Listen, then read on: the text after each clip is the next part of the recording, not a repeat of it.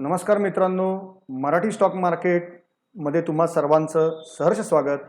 आपण डिवोटेडली ही सिरीज करतोय ती म्हणजे दीर्घकालीन गुंतवणूक करण्याकरता. स्टॉक मार्केटमध्ये अनेकांना लॉंग टर्म करता पैसे हे गुंतवायचे असतात, पण फक्त लोकांनी सांगितलेल्या काही टिप्सवरती, कुठल्या तरी मित्राकडनं काही कळलेल्या माहितीवरती किंवा टीव्हीवर चालणाऱ्या काही न्यूज बघून लोक लॉंग टर्म इन्व्हेस्टमेंट करत असतात, जे स्टॉक मार्केटमध्ये ज्याला म्हणू शकतो खूप रिस्की आहे आणि ज्याच्यात आपल्या पैशाचं नुकसान होऊ शकतं. पण या सिरीजच्या माध्यमातून आपण काही अशा गोष्टी या रिटेलर्सना शिकवतोय की जेणेकरून हे कंपनीमध्ये त्यांनी सर्व मुद्दे बघावेत, कंपनीची बॅलन्स शीट त्यांनी चेक करावी किंवा या माध्यमातून ते शिकू शकतात की बॅलन्स शीट कशी चेक करायची आणि कंपनीची आर्थिक परिस्थिती सद्यस्थितीमध्ये काय आहे याचा एक चांगला अंदाज त्यांना या सर्व पॉईंट्समधून येऊ शकतो. पहिल्या एक दोन मध्ये आपण जो अभ्यास केला त्याच्यामध्ये जीडीपीचा आपण अभ्यास केला, कारण जीडीपी आणि स्टॉक मार्केटचं समीकरण हे काय आहे हे गुंतवणूक करण्याआधी समजणं खूप महत्त्वाचं आहे, त्यामुळे त्याचा अभ्यास आपण केला. दुसरा जो एपिसोड मित्रांनो आपण बघितला त्याच्यामध्ये आपण प्रॉफिट वर्सेस रेव्हेन्यू या दोघांचा संबंध काय, या दोघांच्या व्याख्या काय, बॅलन्स शीटमध्ये रेव्हेन्यू कसा तपासायचा, रेव्हेन्यूचे प्रकार कुठले, त्याच्यानंतर प्रॉफिट म्हणजे काय, प्रॉफिटचे प्रकार कुठले हे आपण शिकलो. आज एक अत्यंत महत्त्वाचा फॅक्टर आपण या एपिसोडच्या थ्रू शिकणार आहे. तिथे जाण्याच्या आधी तुम्हाला सगळ्यांना एक नम्र विनंती आहे की जर तुम्ही आतापर्यंत माझं चॅनल सबस्क्राईब केलं नसेल तर जरूर माझं चॅनल आत्ता लगेच सबस्क्राईब करा. खाली कॉमेंट सेक्शनमध्ये मला सांगा की भाग 1 आणि भाग 2 तुम्हाला कसे वाटले. तुमचे काही प्रश्न असतील तर त्या कॉमेंट बॉक्समध्ये ते प्रश्न तुमचे टाका, मला नक्की विचारा. माझ्या पद्धतीने मला जेवढं जमेल तेवढं मी तुमच्या प्रश्नांची उत्तरं सॉल्व्ह करायचं, शंकांचं निरसन करायचा मी जरूर प्रयत्न करीन. सर्वांना रिक्वेस्ट आहे की प्लीज माझं चॅनल सबस्क्राईब करा, खाली बेल आयकॉन आहे विसरू नका मित्रांनो, लगेच हिट करा. जे स्टॉक मार्केटचे कोर्सेस बाहेर 5, 10, 20, 30 हजारामध्ये शिकवले जातात ते आपल्या चॅनलवर अगदी मोफत शिकवले जातात. त्याचा लाभ घ्या आणि अगदी फ्रीमध्ये स्टॉक मार्केट शिका. चला तर पाहूया आजचा भाग. आजच्या भागामध्ये आपण बघणार आहे इबिटडा म्हणजे काय, इबिटडा म्हणजे काय. आता याचा आपण अर्थ पहिले बघूया की इबिटडा म्हणजे काय प्रकार असतो आणि स्टॉक मार्केटमध्ये यूज काय असतो. मित्रांनो, इबिटडा मध्ये पहिलं जे ई अक्षर आहे ते रिप्रेझेंट करतं अर्निंग्सला. अर्निंग्स म्हणजे माझ्या बोलण्याचा अर्थ इथे आहे निव्वळ नफा. बी म्हणजे बिफोर, बी या शब्दाला काही अर्थ नाहीये, फक्त बिफोर म्हणजे अर्निंग्स बिफोर काय काय ते बघा. इंटरेस्ट म्हणजे व्याज, टॅक्सेस म्हणजे कर जे तुम्ही भरता किंवा कंपनी भरते, डेप्रिसिएशन म्हणजे अवमूल्यन आणि अमॉर्टायझेशन मी तुम्हाला मागच्याच भागात सांगितलं, मी तुम्हाला एक्सप्लेन करीन ते आजच्या भागात मी तुम्हाला सांगणार आहे, म्हणजे परिशोधन. तर याचा मिळून बनतो मित्रांनो इबिटडा. आपल्याला आजच्या या भागामध्ये ही यातली प्रत्येक टर्म ही अगदी डिटेलमध्ये बघायची आहे आणि या सगळ्या इबिटडाचा उपयोग काय होतो ते सुद्धा आपल्याला याच्यामध्ये या भागामध्ये बघायचं आहे. पहिले अगदी तुम्हाला मी थोडक्यात याची माहिती देतो की इबिटडामध्ये हा काय प्रकार आहे. जे तुम्हाला 5 शब्द समोर दिसतात ते काय प्रकार आहे मित्रांनो. कुठल्याही कंपनीचं जे अर्निंग्स असतात, जो त्यांचा निव्वळ नफा असतो, त्या नफ्यामध्ये आपण फायनल कॅल्क्युलेशन करताना जे इंटरेस्ट सध्याच्या घडीला कंपनी पे करते, जे टॅक्सेस कंपनी पे करते, जे डेप्रिशिएशन कंपनीच्या मशिनरीला किंवा ज्याला म्हणू शकतो की मोठे मोठे जे काही टूल्स कंपनीकडे आहेत त्यांना जे डेप्रिसिएशन होतंय, अवमूल्यन होते ते, आणि अमॉर्टायझेशन म्हणजे कंपनी जर काही सॉफ्टवेअर्स वापरते, काही गुडविल्स वापरते, पेटंट वापरते, तर त्याच्याकरता लागणारा किंवा त्याच्या रिन्युएशन करता लागणारा काही खर्च आहे तो आपण त्याच्यामध्ये मिळवत असतो. अर्निंग्समध्ये हा खर्च आपण मिळवत असतो आणि त्याच्यावरनं आपल्याला कंपनीच्या एकूण प्रॉफिटेबिलिटीची म्हणजे कंपनी किती नफ्यात आहे त्याला आपण म्हणतो प्रॉफिटेबिलिटी, ह्याचा आपल्याला एक अंदाज इबिटडावर येत असतो. असे काही बरेच फॅक्टर्स आपण शिकणार आहेत, त्यातला पहिला फॅक्टर इबिटडा आहे. आता मित्रांनो तुम्ही म्हणाल की आम्ही काय या सगळ्या गोष्टींचा अभ्यास करू. मित्रांनो, आपण ज्या कंपनीमध्ये इन्व्हेस्ट करतोय त्या आपण त्या कंपनीमध्ये तर इन्व्हेस्ट करतोच आहे, पण त्याच्यावर त्या कंपनीच्या बिझनेसमध्ये, त्या बिझनेस मॉडेलमध्ये, त्या बिझनेस स्ट्रक्चरमध्ये आपण इन्व्हेस्ट करतोय. त्यामुळे आपल्याला माहिती पाहिजे की ते बिझनेस स्ट्रक्चर, बिझनेस मॉडेल हे किती प्रॉफिटेबल आहे, तो बिझनेस किती नफा मिळवून देणारा आहे आणि तो बिझनेस सातत्याने किती नफा आपल्याला मिळवून देतोय किंवा त्या कंपनीला मिळवून देतोय. मी आता आपल्याला हा शब्द मुद्दाम वापरतोय कारण आपण त्या कंपनीचे शेअर होल्डर बनणार आहे. त्यामुळे आपल्याला किती नफा त्या कंपनी मिळवून देते हे पूर्णपणे ह्या काही फॅक्टर्सवरती अवलंबून आहे. त्याच्यातला हा एक अत्यंत महत्त्वाचा फॅक्टर आहे, तो म्हणजे इबिडा. तर मित्रांनो, आता या आपण प्रत्येक टर्म जरा डिटेलमध्ये बघूया, म्हणजे अजून तुम्हाला छान प्रकारे कळेल. बघा मित्रांनो, तुम्ही बांधकाम क्षेत्रात काम करत असाल तर तुम्हाला साधारणपणे मी इथे काही छोटी छोटी चित्र दाखवली, ती मशिनरी तुम्हाला लागू शकते. त्याच्यामध्ये तुमचा हायड्रॉलिक एक्सकॅव्हेटर आला, डंपर्स आले, डोझर आले. तुम्ही एका अशा कंपनीमध्ये इन्व्हेस्ट करता ज्या कंपनीकडे काही इंडियामधले मेजर हायवे प्रोजेक्ट्स आहेत, इन्फ्रास्ट्रक्चर प्रोजेक्ट्स आहेत, तर त्या कंपनीला ही सगळी मशिनरी लागते त्यांची कन्स्ट्रक्शन पूर्णत्वाला नेण्याकरता. तरच त्यांचं पुढे जाऊन बिल्स जी निघणार आणि ते कंपनी ही नफा मिळवू शकणार. दुसरं मित्रांनो, ऑटो इंडस्ट्रीमध्ये ऑटो पार्ट्स मॅन्युफॅक्चर करण्याकरता सुद्धा तुम्हाला मशिनरी लागते. रिफायनरीमध्ये पेट्रोल रिफायनरी आहे तुमची, पेट्रोलियम रिफायनरी आहे, त्याच्यामध्ये तुम्हाला मशिनरी लागते.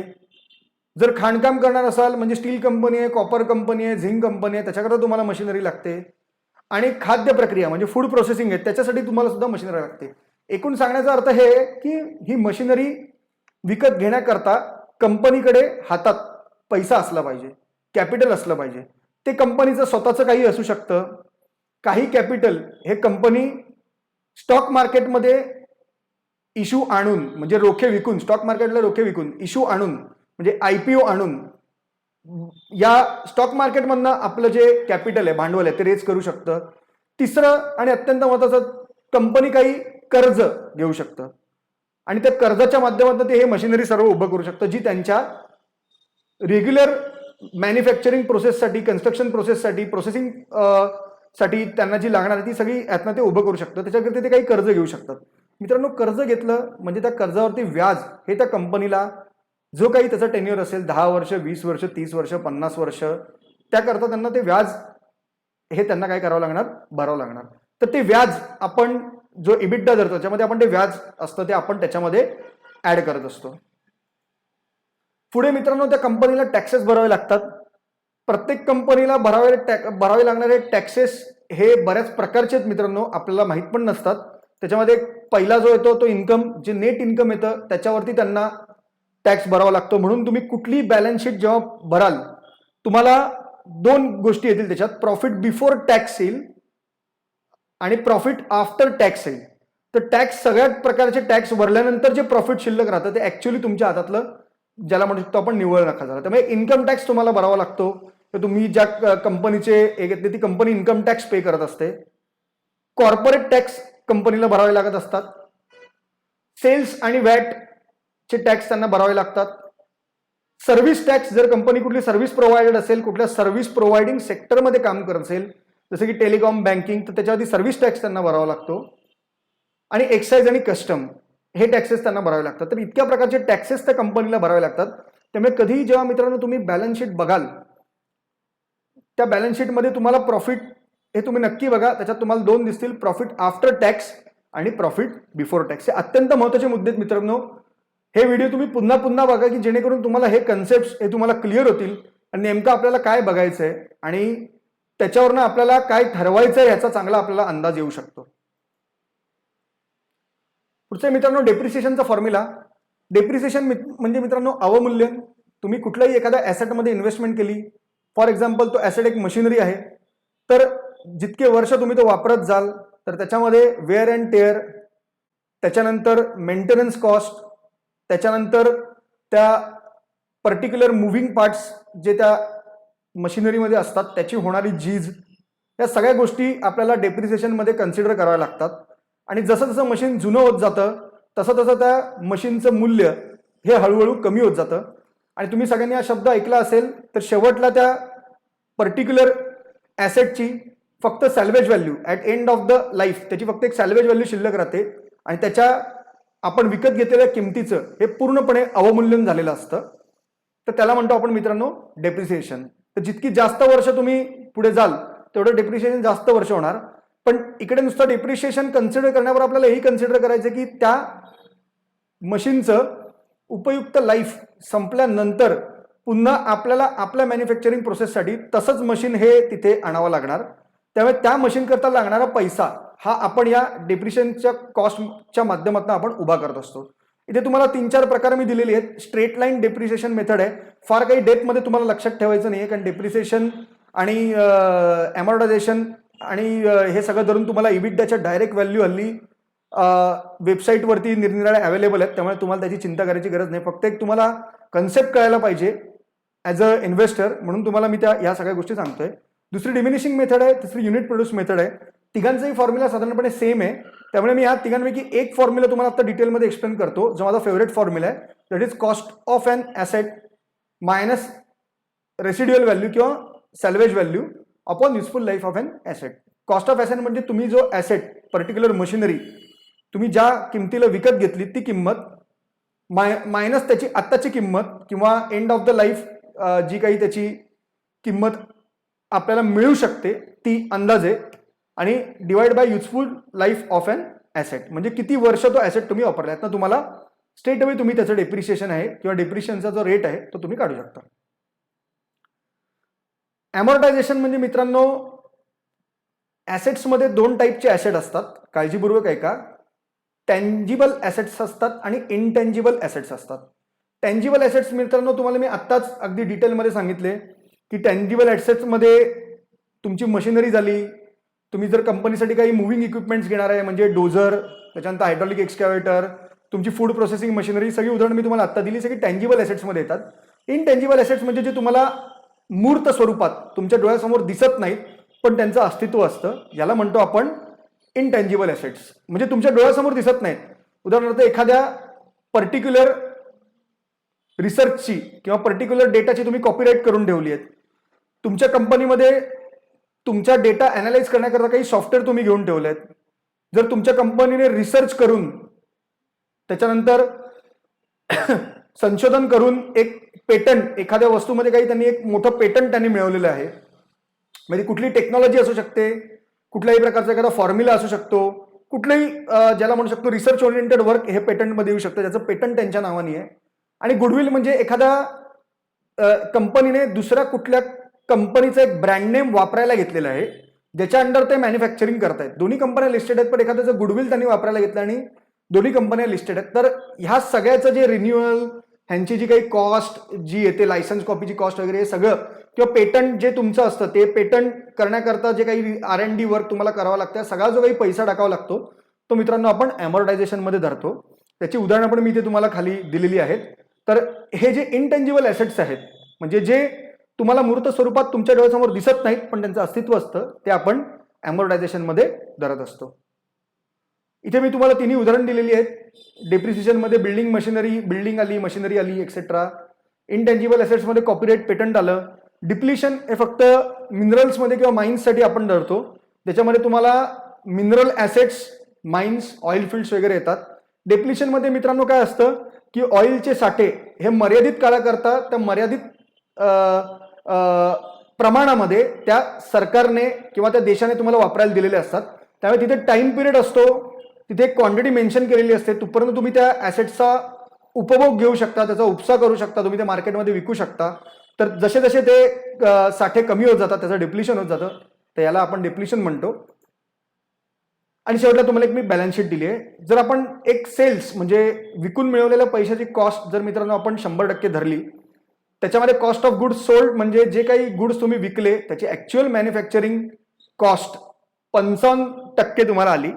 डेप्रिसिएशन त्यात तुम्ही 5% अजून त्याच्यामध्ये हे केलं, ॲड केलं, आणि त्याच्यामध्ये तुम्हाला ग्रॉस प्रॉफिट आता तुम्हाला काय करायचं आहे, काढायचं आहे. तर तुम्ही ग्रॉस प्रॉफिट 55 आणि 5 60, 100तनं तुम्ही 60 वजा केले, तुम्हाला 40% ग्रॉस प्रॉफिट झालं.